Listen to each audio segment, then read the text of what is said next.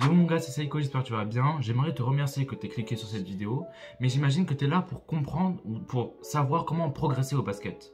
Et de manière quasiment instantanément, tu vas dans la vidéo, les conseils sont incroyables, let's go, c'est parti. Avant tout, j'aimerais que on va dire que c'est des prérequis, mais j'aimerais que tu écrives dans les commentaires sur une feuille ou peut-être directement dans ta tête, juste écris tes points forts, tes points faibles et ton objectif. Par exemple, admettons, je suis pas très bon en défense, par contre, mes layups sont incroyables. Et mon objectif, on va dire, c'est d'être plus fort en layup, tout simplement. Donc, j'aimerais que tu écrives ça pour une raison. Pour être conscient de ton incapacité envers un truc et d'être conscient de ta capacité envers un truc. Je suis conscient que je suis pas très bon dans ci, par contre, je sais que je suis bon dans ça. Donc, j'aimerais que tu écrives ça, comme ça tu vas tout bien comprendre, ou sinon juste dans ta tête. Bon, on va passer directement au premier conseil. Le premier conseil que j'aimerais te dire, c'est juste et simplement que tu dois te filmer. Si tu te filmes, tu vas savoir littéralement de manière instantanée quelles sont les erreurs que tu as. Littéralement, c'est instantané.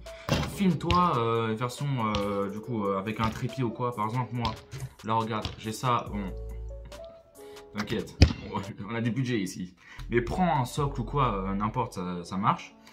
Filme-toi, des fois, peut-être que tu te dis, allez, admettons, mais t'es pas très bon en shoot. Admettons, mais tu te filmes pendant les shoots. Comme ça, t'es pas obligé de filmer pendant tout le long. Mais ça, admettons, t'es en match, tu demandes à un gars, à un pote ou quoi, et tu dis, vas-y, tu peux me filmer, s'il te plaît, et tu filmeras. Et si, admettons, t'as ça, juste, tu le mets à un endroit, tu filmes, et... Wesh. Tu mets un endroit qui est assez sécurisé. Après, tu mets le tel et hop là, tu filmes. Hein. Parce qu'en fait, quand on voit des matchs NBA, admettons, on se dit, ah ouais, mais regarde, il aurait dû faire ci, il aurait dû faire ça, il a fait une erreur ici, ici, ça. Mais en soi, nous, c'est parce qu'on voit en version périphérique. Mais si on est à la place du joueur, on le sait très bien, c'est beaucoup plus dur, c'est clairement plus dur. Donc, si tu as la vision périphérique, tu pourras voir toutes tes erreurs. Parce que les joueurs NBA, ils font très peu d'erreurs. Pourtant, tu vois qu'ils font quelques erreurs. Mais quand c'est toi, d'accord, t'es moins bon qu'un joueur NBA, tu vas voir directement toutes tes erreurs. Je ferme la parenthèse sur ça. Let's go pour la troisième astuce. Pour la troisième astuce, j'aimerais que tu comprennes un truc. C'est mieux selon toi de s'entraîner beaucoup ou de s'entraîner de manière qualitative. En gros, je m'explique. En fait, quand tu vois un programme sur YouTube, admettons, tout fait, là, il est carré, il est carré le programme. Tu vois, des routines sur YouTube, routine de drill, routine de shoot, machin, truc shoot, explosivité, machin. En fait, quand je vois ça, je me dis, ok, c'est bien, mais moi, j'aime pas trop les exercices, j'aime pas trop faire ci, c'est pas très utile pour moi de faire ça, par exemple. Alors moi, c'est très simple, je prends les exercices qui me sont le plus utiles et je les mets dans mon entraînement. C'est comme, et aussi la quantité, c'est pas obligé de faire énormément, c'est pas obligé. Parce que moi par exemple, pendant, allez, je dirais un bon 6 mois quand même, mais t'inquiète, je m'entraînais quasiment tous les jours. Et maintenant aujourd'hui, j'ai gavé mal au genou, donc là je dois faire une pause pendant au moins 2-3 jours minimum. Donc j'aimerais juste, 2-3 jours minimum, et encore, en plus là j'ai très mal au genou, donc voilà. Donc j'aimerais que tu comprennes un truc. Soit plus qualitatif que quantitatif que... Ouais, t'as capté. Parce que quand on voit des joueurs comme Stephen Curry, tu crois qu'ils se disent, viens, je m'entraîne comme LeBron James. Mais pas du tout. LeBron James, pas du tout. S'il s'entraîne comme LeBron, alors il va clairement perdre un niveau. À quoi ça sert pour lui de travailler le fadeaway? À quoi ça sert pour lui de travailler Mais comme lui, hein, il a déjà son programme, alors pourquoi est-ce qu'il en cherche un autre? Donc essaye de transformer, essaye d'analyser, de t'adapter aux vidéos, et comme ça tu vas pouvoir littéralement progresser de manière tellement rapidement que tu vas même croire que c'est instantané, genre vraiment. Troisième ou quatrième petit tips, c'est en gros, juste et simplement, reste humble. Tu dois juste rester humble. Quand tu gagnes, tu te dis ok, j'ai gagné, mais peut-être que j'étais un peu moins bon dans ci, un peu moins bon dans ça. C'est tout. Si, admettons, tu perds. Si tu perds, là, tu dois rester encore plus humble. Tu dois pas te dire, ouais, mais regarde, lui, il était claqué, lui encore pire. Regarde, moi, j'ai marqué 20 points dans ce match. Eux, ils ont marqué 2-3 points. Mais non, c'est gaze. Si, admettons, au lieu de marquer 20 points, et de marquer, et de pas mettre en confiance tes coéquipiers, sauf si tes coéquipiers sont bien claqués au sol, bon, ça, force à nous, quoi. C'est la vie. Mais bon, si, admettons, t'avais fait plein de passes, mais du coup, tes coéquipiers auraient plus marqué. Donc peut-être que vous aurez pu gagner. Et si admettons, il marque plus, alors vous aurez plus d'occasions d'attaquer. Et donc, tu auras plus d'occasions qu'ils te fassent la passe. C'est logique. Donc, tu dois rester humble dans ton jeu, mais aussi après le match, c'est tout. Donc, si tu vois toujours le côté négatif quand tu perds, mais si tu vois toujours le côté positif quand tu gagnes, c'est mauvais. Il faut toujours trouver un point faible et un point fort à son match. C'est la clé en soi. Cette remise en question sur le dribble, par exemple, sur le shoot, la défense, je sais pas moi, la pénétration, t'as capté. Cette remise en question, ça peut jouer, ça peut littéralement changer ton jeu à tout jamais. Vraiment. Je vais te raconter une petite histoire.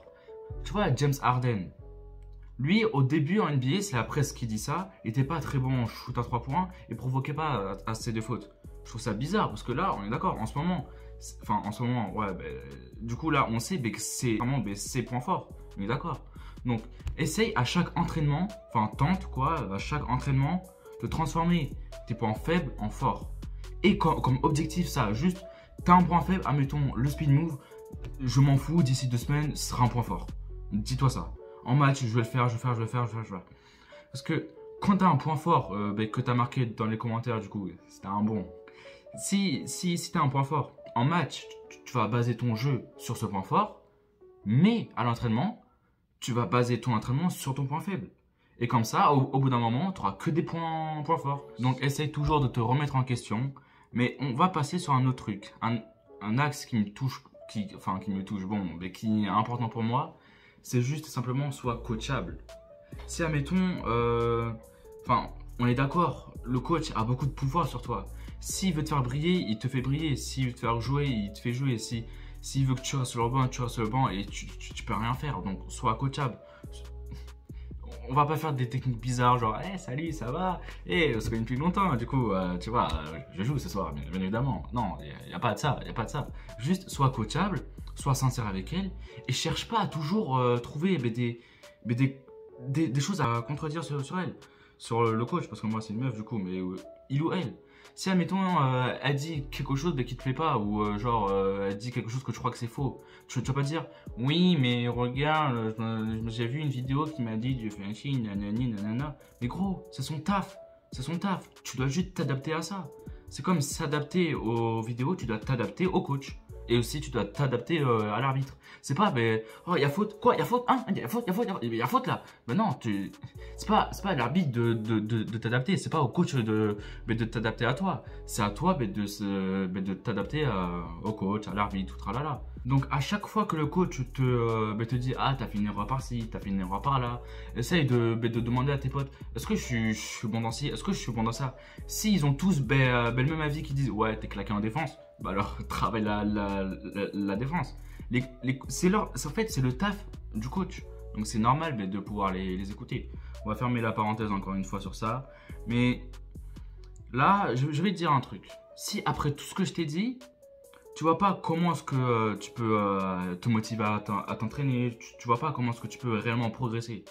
J'aimerais te dire un truc qui est vraiment important. Selon moi, c'est clairement le plus important. Est-ce que tu prends autant de plaisir qu'avant au basket? C'est une question. Essaie de répondre en commentaire si tu veux. Mais c'est une question. Est-ce que tu prends autant de plaisir qu'avant au basket? Si tu es dans cette vidéo, ça veut dire que tu veux progresser. Et en tout cas, moi, quand je progresse, c'est pour gagner des matchs. Et quand on gagne des matchs, ça fait plaisir. On est d'accord? Donc, quand tu vois des vidéos comme la mienne, comment progresser instantanément, tout tralala, c'est que juste tu veux progresser et terrasser tes adversaires. On est d'accord? Dis-toi, il y a toujours des moments où tu es un peu moins hypé par le basket, entre guillemets. Où tu n'as pas très envie de jouer.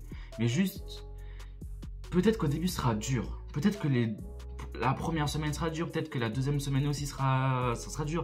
Mais au bout d'un moment, clairement, en fait, au bout d'un moment, en soi, au bout de une semaine même, ça peut même au bout de 3 jours. Mais clairement, au bout d'un moment, en souffrant, à l'entraînement, tu vas faire des merveilleux matchs. Vraiment. Quand tu vas regoûter à ou sinon juste goûter à cette sensation d'accomplissement, que tu vois que tu évolues littéralement en jouant au basket, c'est trop bien. La sensation, j'aimerais vraiment que tu la vives. Elle est incroyable. j'espère vraiment que tu l'as déjà vécu parce qu'elle est incroyable. Parce que quand tu vas kiffer jouer au basket, c'est là que tu vas réellement progresser. Parce que, admettons, tu travailles dur. Tu travailles vraiment dur. Mais tu kiffes pas vraiment. Mais quand tu kiffes, tu as encore plus envie de t'entraîner. Du coup, ça sera encore plus naturel et tu pourras encore plus tenir à la longue. Oh. Mais j'aimerais, comme tout dernier conseil, juste te dire que la vie comme le basket, c'est vraiment un sport d'habitude. C'est un sport d'habitude, c'est tout. Hein. Si tu rates des jours par-ci, par là, à force, tu vas commencer à t'y habituer à ça. Et du coup, tu t'habitues à rater l'entraînement, tu t'habitues à moins t'entraîner, c'est-à-dire à régresser petit à petit. Mais si tu t'entraînes beaucoup, comme ce que j'ai fait, et j'espère pouvoir continuer, clairement, tu vois, au début, peut-être ça dure, comme je t'ai dit. Au bout d'un moment, tu vas kiffer. Ton niveau va faire ça, ton niveau va faire ça, C'est incroyable. C'est incroyable. Dis-toi juste que le basket, c'est un sport d'habitude. Et quand, admettons, parfois, tu n'as pas envie de t'entraîner, essaye d'analyser pourquoi est-ce que tu n'avais pas envie, de t'entraîner.